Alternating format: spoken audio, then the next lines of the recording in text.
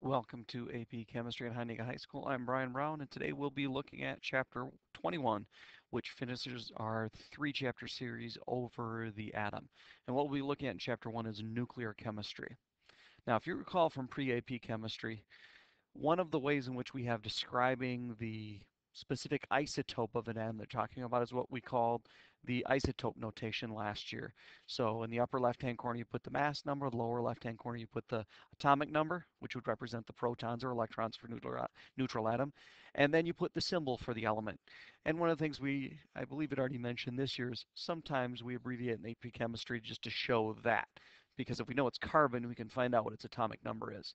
This is one way we have of talking about a particular atom and a particular type of atom of a substance. So remember, the nucleus is composed of two particles.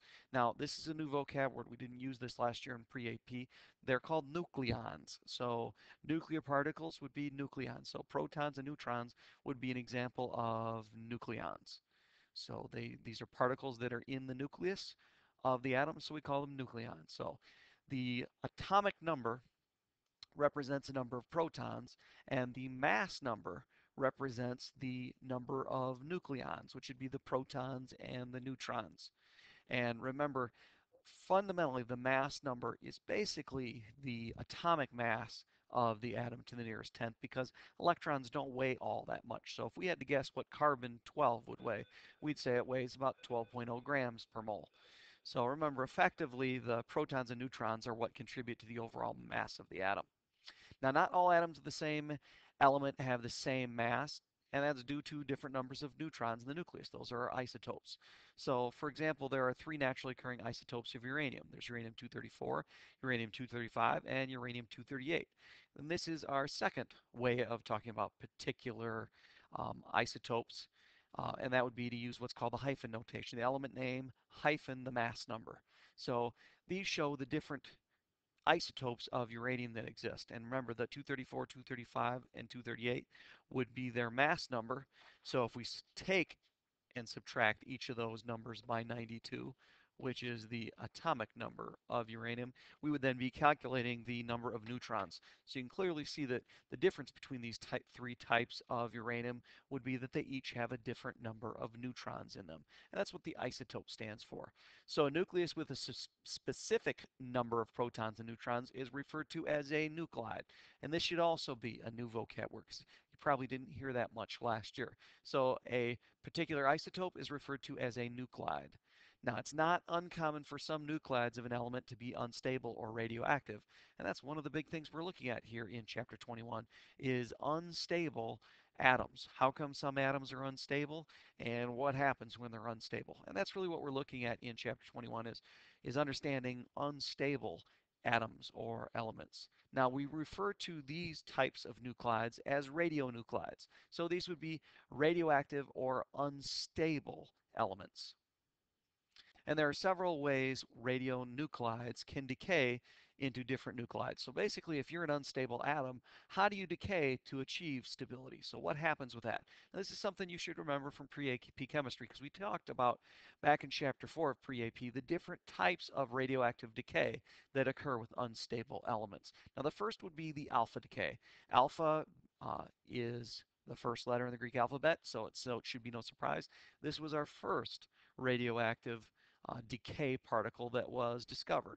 Now, the alpha decay is um, basically a stripped helium nucleus coming out. So in an alpha decay, out of our parent nuclide, so this would be what we start with. This is referred to as the parent nuclide. We have an alpha particle coming out. So you'll notice that the difference between our alpha particle and our uranium-238 would be 234 over 90, which is thorium. So one of the things you need to understand with writing nuclear reactions is that our number of nuclear particles must be conserved. So when we look at the total number of our mass numbers on each side, it should equal the total number of mass numbers on the left and the total number of protons. So our atomic numbers, 90 and 2 add up to 92. Those need to be balanced. So in a radioactive alpha decay, what happens is our uranium atom loses a large amount of nuclear mass. It's losing 4 particles from the nucleus. And since we're looking at um, a positively charged alpha particle coming out, so we don't really write it this way, but this really is a 2 plus positively charged particle because it's 2 protons and 2 neutrons and no electrons. So what's actually happening here is a positively charged large particle, because a helium nucleus would be a relatively large particle. We're talking about subatomic particles. You end up with a strip helium nucleus being emitted. And therefore, what happens is you shed 2 protons and 2 neutrons from the nucleus. So it basically loses 4 nuclear particles. So alpha decay is one type of radioactive decay, and it's characterized by a massive positively charged alpha particle coming out. Now, the second type of decay is a beta decay. And a beta decay is basically a high energy electron. So a beta particle is literally a high speed electron. So it's 0 for mass number, no protons or neutrons. Atomic number -1, that's representing it's an electron that's coming out. So it shows fundamentally what it's going to do to your atomic number when this occurs. So you'll notice when we get a beta decay, our parent nuclide to daughter nuclide, because that's what we call the stuff on the product side, would be a daughter nuclide. From our parent to our daughter, we have increased 1 in atomic number. Well, 54 plus -1 would equal 53. So this is an example of a beta decay. So alpha particles, basically it's a positively charged particle coming out, and a beta particle is a negatively charged particle coming out. And this is one of the ways in which we discovered these particles and the differences between these particles. Now these are high energy particles coming out. So if, let's say, you had a photographic plate in a drawer and there was an unstable element inside that drawer with it, well, it's going to be kicking out these alpha and beta particles, and that would cause the photographic plate to develop. And that's exactly how these invisible radioactive decay particles were discovered. So when it was discovered that something was developing this photographic plate in the drawer, scientists looked at, well, what could be causing that? And they found out that there were 2 different fundamental decay particles that come out, alpha particles and beta particles. And the difference would be in those 2 particles. One is positively charged and one is negatively charged. So once again, we don't really write it, but this is a negatively charged particle. So second type of decay would be our beta decay. And what happens here is we're actually not changing the total number of protons and neutrons, but since we have 1 more proton than we had before, that must mean what's happening inside the nucleus is a neutron is becoming a proton. So that's what's happening in a beta decay. We basically have a neutron that's being converted to a proton and kicking out a high-speed electron when that occurs. So this can achieve stability. Basically, if we have too many protons, a beta decay can help fix that problem inside the nucleus. I'm sorry, if we have too many neutrons inside the nucleus. So this is another radioactive decay product. So an unstable substance trying to achieve stability through converting a neutron to a proton in its nucleus, and then it emits a high-speed electron. Now, types of decays that you didn't see last year, because we talked about alpha and beta in pre-AP chemistry. One of those would be a positron emission. So some nuclei decay by emitting a positron, and that's a particle that has the same mass but an opposite charge to that of an electron. That's why we call it a positron. So what's really happening here is the exact opposite of what we looked at in a beta decay. If we have a positron emission, what's really happened is a proton has been converted to a neutron inside the nucleus. So this type of decay would basically up our number of neutrons and lower our number of protons. And that proton to neutron relationship is one of the things we're going to end up looking at in terms of stability. So let's say we literally have too many protons in the nucleus. One way we have of fixing that type of issue is what's called a positron emission. And this is an example of a positron emission. Remember, top and bottom have to balance. So 11 plus what would equal 11? Well, we have to have a mass number of 0. And 5 plus what would equal 6? We got to have an atomic number of 1. So what has a mass number of 0 but an atomic number of 1? A positron. It's not a proton. It's the opposite of an electron. Now, the addition of an electron to a proton in the nucleus can do the exact opposite of that process. So in some ways, beta decay is the opposite of positron emission. In the other, electron capture is really the exact opposite of what we're talking about with positron emission. And this is called electron or K capture. And the result of this process is that a proton is transformed into a neutron. So in a electron capture, what's happening is an electron is coming into the nucleus and converting a proton into a neutron. So here you can see what is top and what bottom still adds up to equal each other. So remember, if you've got a 0 on the bottom here, and a 1 on top, the only particle that does that is a neutron. So -1 over 0 is an electron. A 1 over 0 um, could be a positron like you saw on the last, oh, sorry, to make sure we're telling neutron apart from what we're talking about. If it's 1 over 0 e, then we have a positron. And if you have 1 over 0, that's going to be a neutron. So there's three symbols that are all very similar to each other. -1 over 0 e, 1 over 0 e, and 1 over 0 n.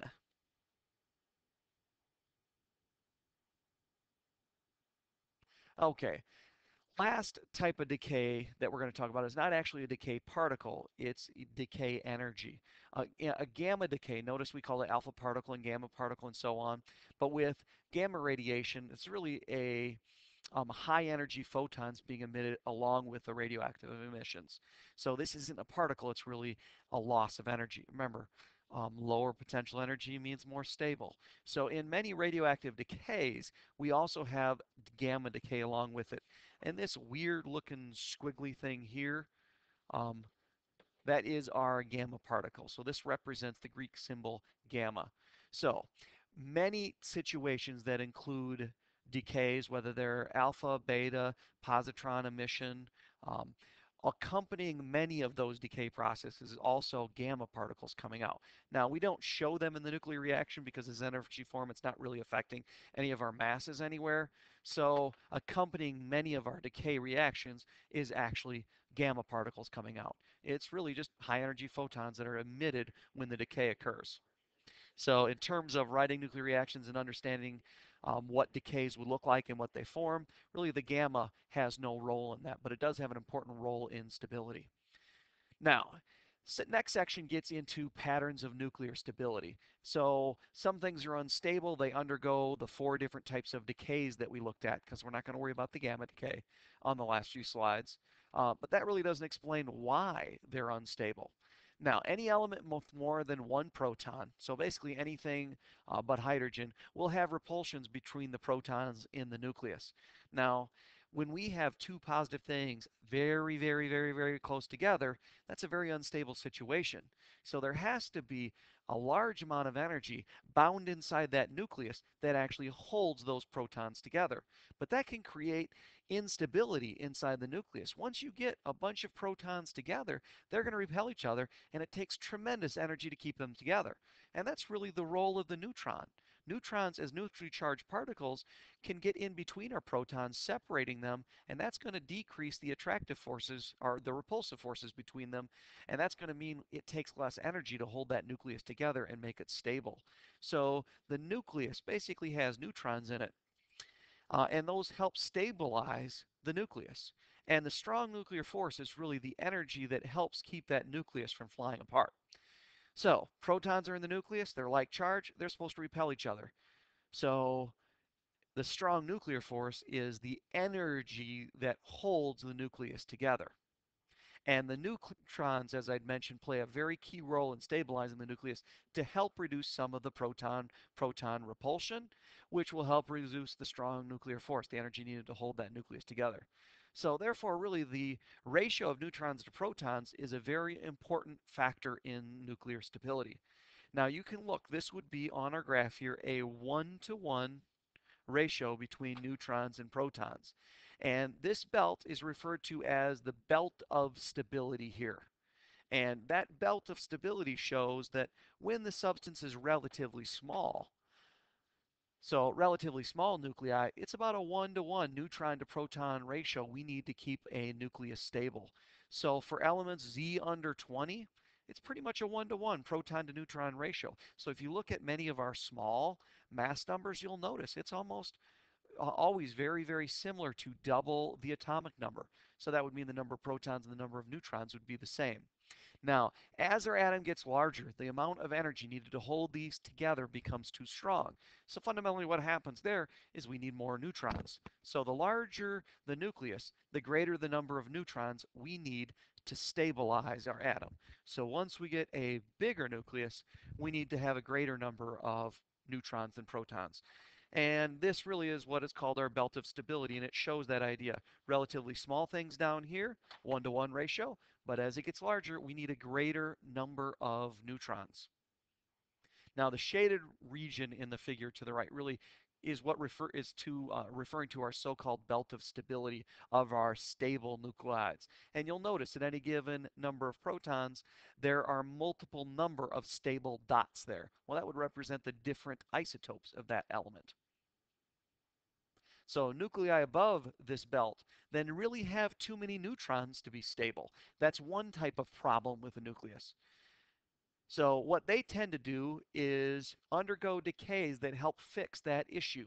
They tend to decay by emitting beta particles, because when we emit a beta particle, what we're doing in the nucleus is converting a neutron to a proton. So one way in which we have of lowering the number of neutrons is through a beta decay.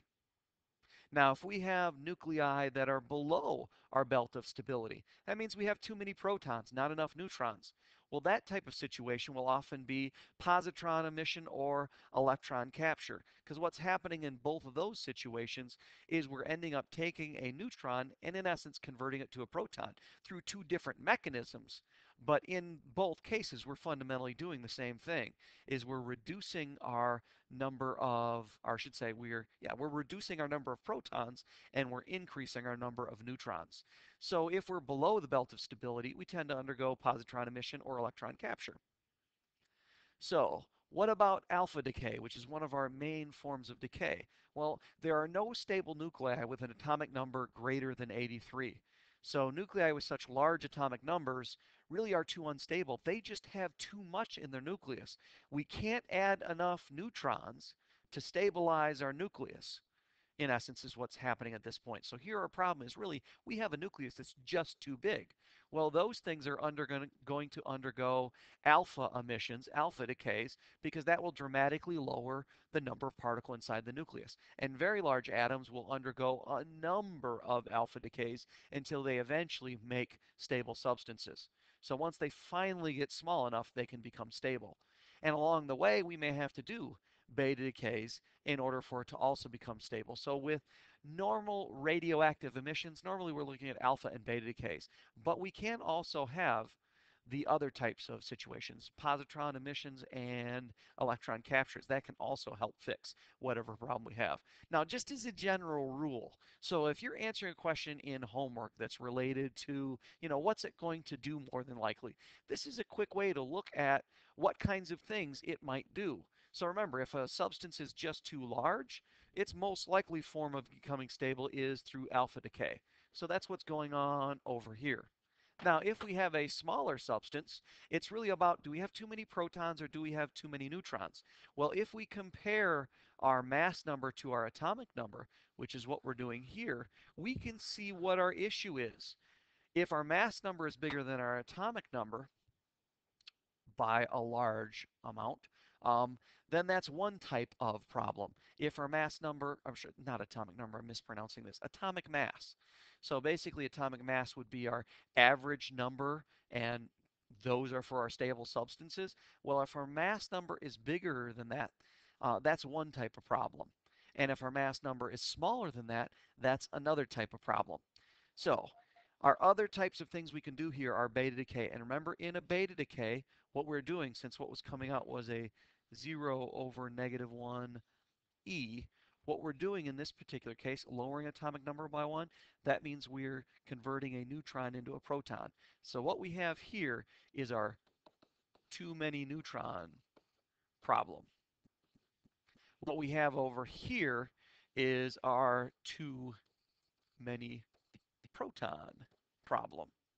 Now, when do positron emission versus electron capture tend to occur? And the key word here is tend to occur. Different types of things can happen under different situations. But as a general tendency, if we have a large atom, so our atomic number is greater than 50, these would be larger atoms that have too many protons. Electron capture is something those types of strong nucleuses with great attractions to electrons would do. If we have a smaller atom, atomic number of less than 50, to correct our too many proton problem, what we're going to do is undergo a positron emission. So what this really does is it gives us a general tendency of how things are going to behave. Too big, alpha decay. Too many neutrons, beta decay. And too many protons, well, it kind of depends. Larger things are more likely to undergo an electron capture. Smaller things would be more likely to undergo a positron emission. And remember, this is just a general tendency. So if I was asking you about this on the AP test, my AP chapter test, or on the AP test in general, they would be looking at this from a very generalistic viewpoint. So it's one thing you should be able to do is just understand in general what's most likely to happen here, and then be able to draw a balanced nuclear reaction for that type of decay. Now, one of the things I'd briefly mention is when you have very large atoms like uranium-234, it's a very large atom. Remember, at element 92, anything above 83 is going to be unstable. So sometimes these large substances will undergo a whole series of decays to eventually become stable. Now, uranium-238, which is what this one is looking at, is eventually going to end up as lead 206. But in between, it goes through a series of alpha and beta decays. Every blue that you see here represents an alpha decay, because notice our mass number is dropping by 4. And every red that you see, our atomic number is increasing by 1, so those would be beta decays. So something like uranium-238 actually undergoes 1, 2, 3, 4, 5, 6, 7, 8 alpha decays and 246 beta decays to eventually become stable and form lead 206. So one of the things that's a consequence of this is these large unstable nuclei are eventually becoming things like lead. So actually the amount of lead in the universe is slowly increasing through radioactive decay. So large radioactive nuclei can't really stabilize by undergoing one transformation. So they undergo a series of transformations. And that's what's known as a radioactive series. So they undergo a series of alpha and beta decays until eventually they make a stable nuclide. And that's often going to be a nuclide of lead. Now, some trends here. Don't get too bent out of shape with this. These are just some general statements. These aren't things that are heavily emphasized, but they are things mentioned in the book. Just as a general rule, an oddity is that nuclides or nuclei with 2, 8, 20, 28, 50, or 82 protons, or 2, 8, 20, 28, 50, 82, or 126 neutrons, just tend to become more stable. So sometimes these are referred to as magic numbers with nucleuses. So these numbers tend to make things that are just inherently more stable. And that was one of the things your book mentioned. Another thing about general trends here is nuclei with an even number of protons and neutrons tend to be more stable than nuclides that often have an odd number. This is one that's a little more basic. Still not necessarily something that's going to be on the test, but outside, memorizing a whole bunch of magic numbers, this is a statement that it's just a little bit easier to remember. So the more even numbered your numbers of protons and neutrons, the more likely you're going to be stable.